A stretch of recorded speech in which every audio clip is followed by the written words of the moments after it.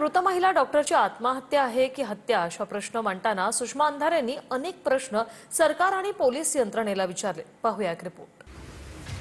फलटणमधील मृत महिला डॉक्टर प्रकरणात सुषमा अंधारेंनी जे प्रश्न उपस्थित केले आहेत त्याची उत्तरं यंत्रणा केव्हा देणार हा देखील प्रश्न।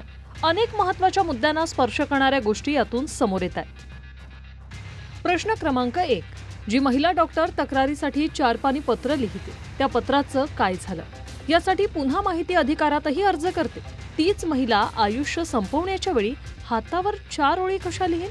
प्रश्न क्रमांक 2, आत्महत्या आधीच्या नोटमध्ये खाडाखोड कशी काय असू शकते। आधी 5 महिने हा शब्द खोडून त्यावर 5 वेळा असं कसं बदललं जाऊ शकतं। प्रश्न क्रमांक 3, नोटनुसार ज्या कारणासाठी एखादी महिला स्वतःचं जीवन संपवते तो अत्याचार तिच्यावर किती वेळा झाला हे तिला नीट आठवत नसेल का।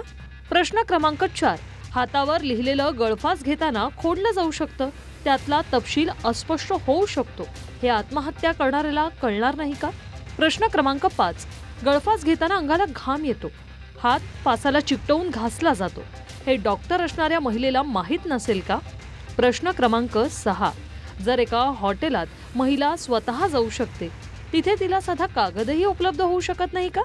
प्रश्न क्रमांक 7, आत्महत्या आपण का केली ते लोकांना कळावं यासाठी महिला ते काळजीपूर्वक कागदावर न लिहिता फक्त तळ हातावर लिहून स्वतःला का संपवेल।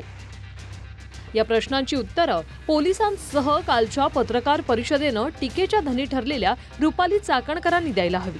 त्यासोबतच तनिषा भिसे हगवणी प्रकरणात ज्या पत्रकार परिषद घेत आश्वासनं दिली गेली होती त्याचं पुढे काय झालं याचीही उत्तरं एकदा जनतेला मिळायला हवी।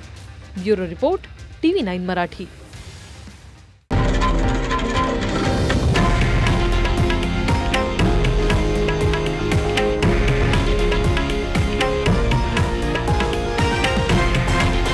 हे आहे देशातील नंबर 1 न्यूज नेटवर्क आणि आपण पाहत आहात TV9 मराठी, एकमेव।